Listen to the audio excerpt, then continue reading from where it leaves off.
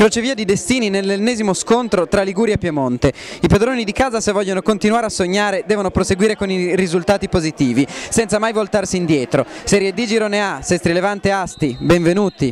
21esimo del primo tempo, episodio contestatissimo. Cross di Piacentini che arriva a Firenze, dribbling in area e cade. Decisione, niente rigore. A voi la sentenza.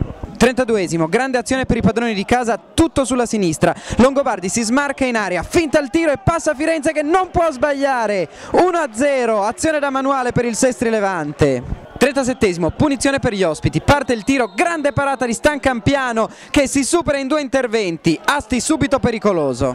45esimo, proprio sul finire, altra ottima azione dei padroni di casa che si trovano prima con Longobardi di testa, poi con Monacizza a provare il tiro. Serena para, arriva Longobardi che segna, ma è fuori gioco. Nonostante gli infortuni di Dolce e Firenze, i padroni di casa dimostrano di poter condurre la partita. 10° del secondo tempo, Piacentini si gira in area, la palla sfiora il palo, che sfortuna. 13esimo, Monacizza si invola verso la porta avversaria, Jolly lo contrasta, fallo ed espulsione. Dubbi sulla decisione dell'arbitro, a voi le conclusioni.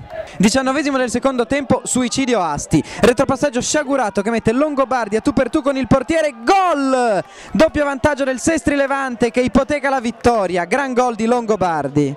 Ottima prova del Sestri Levante che doveva dare una prova di maturità e di forza e riesce a fornirla. Ora gli aspetta una difficile sfida alla prossima partita.